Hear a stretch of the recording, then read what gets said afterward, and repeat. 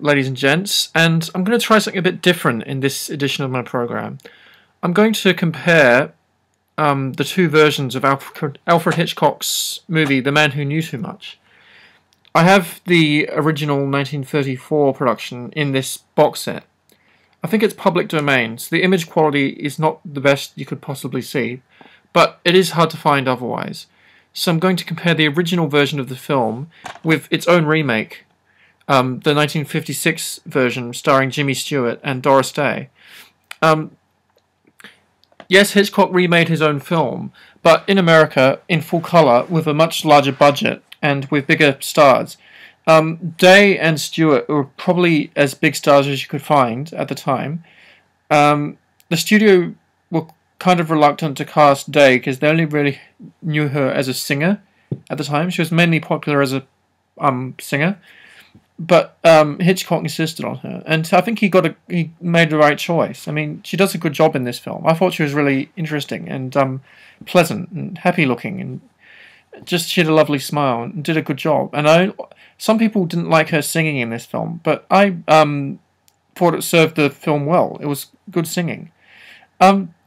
Okay, so the two films, although they share the same plot, the same basic plot and the same premise, they're quite different.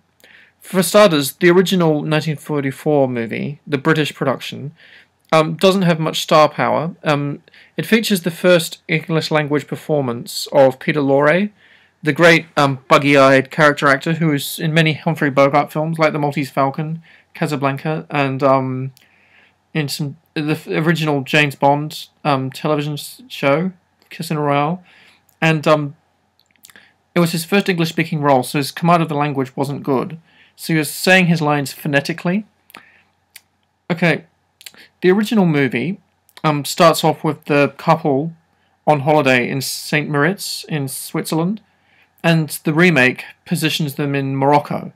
And I'm not sure why they made this change. Maybe Hitchcock felt that Morocco would be a bit more exotic to the viewers in the American remake. So in both versions, the couples are on vacation and their child gets kidnapped. After in both versions, they befriend a man who turns out to be a French undercover agent, and the agent dies in their arms, and he tells them about a plot to assassinate somebody, a foreign prime minister, and that is the same in both versions. But in the original film, it's the wife that the guy falls into her arms after being shot, and whispers it in her ear. And in the remake, the agent gets stabbed in a Moroccan market and falls into Jimmy Stewart's arms and whispers the plot to assassinate the person in the Albert Hall in his ear. And in the original film, it's a daughter, not a son, and in the remake, it's a boy. The parents seem a bit more friendly and nice to the son in the remake than they do in the original. In the original, they seem quite annoyed by the kid, think she's a bit of a brat. She interrupts a man going down the ski slope in a Olympic. I'm not sure if it's the Olympics. Going down a ski slope in a games, and interrupts his skiing. And she also interrupts a man while he's trying to shoot a clay pigeon. In the original film, the wife character is a sharpshooter. We see her with a shotgun doing the event. And in the remake, she's a singer. They made this change, I'm not sure for what reason. Probably to take advantage of Doris Day's singing ability. The script actually wasn't finished yet when he started shooting the remake. He was working without a completed script, so maybe he cast her and then they decided to make her a singer. If you can illuminate this for me, I'd be happy for you to do so in the comments. I'm not actually sure of the reason for the switch to singer. And as I said, it's probably to take advantage of Doris Day's quite lovely singing voice. The wife is a bit more proactive in the original film. She is a bit more involved. Doris Day is a bit more passive in the events. Jimmy Stewart gives her some sedatives, so she will fall asleep when he tells her that their son's been kidnapped. It was a really heartbreaking and quite powerful scene, I thought. I liked that scene. Both films feature the parents going into a church building. In the original, it's like a sun-worshipping cult. And this in the remake, I keep trying to say sequel. In the remake, they go into a chapel, Ambrose Chapel, and in both, there's this quite comical moment where they're trying to convey information to each other through song. That woman over there is looking at us. It's quite funny. Everyone else is giving them funny looks in the church. They're trying to communicate with each other. And that kind of happens in both versions. In the original film, the husband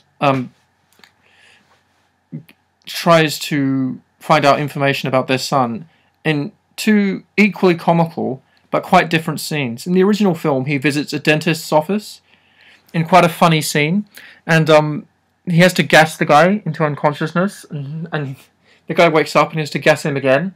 I thought that was quite a funny scene. I'm not sure whether I prefer the original scene or the scene in the remake. In the remake, he visits a man called Ambrose Chapel in a taxidermy building, and it turns out to be a case of mistaken identity, and Ambrose Chapel is an actual place, not a person. And they're both quite funny scenes. I'm not sure which one I prefer.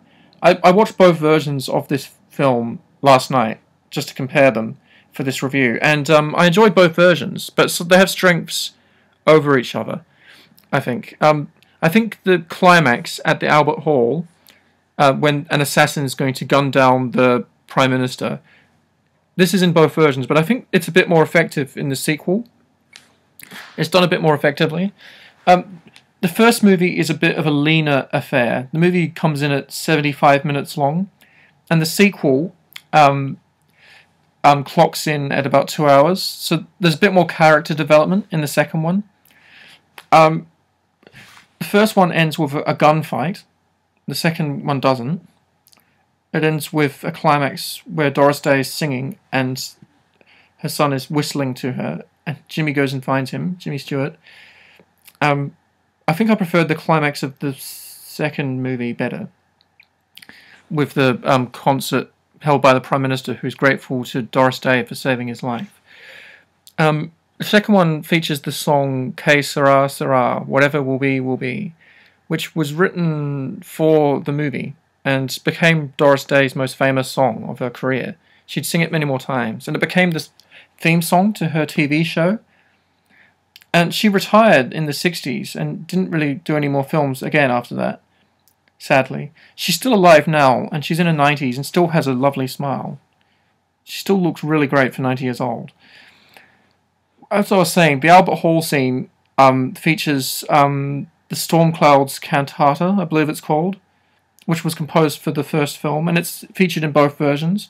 Although the composer of the remake, Bernard Herrmann, introduced some new themes to his to the earlier work, to the Storm Clouds Cantata, and Herrmann also conducts the orchestra himself at the end of the remake. It's him in the film, and there's a guy whose only role is to clash cymbals together. That's his only function in the orchestra. And it's quite amusing just seeing him sitting there, and the assassin's waiting for the clash of the cymbals to time his shot at the man. And in both versions, the wife screams, and the man only gets wounded in the arm. So I found both films enjoyable. Peter Lorre is fun to watch in the original. Jimmy Stewart and Doris Day are a lot of fun in the remake. More star power and a higher budget, but quite a different kind of thriller. Both I would recommend. The remake is available separately, or it comes in the Hitchcock box set, the Blu-ray box set, recently released. The Blu-ray image quality is fantastic. It's absolutely sublime. You can use it as reference quality. The original film I found in this box set, it's readily available. You can find it in some high street retailers. Yes, if you can seek them out, watch both versions, and they're both enjoyable for different reasons.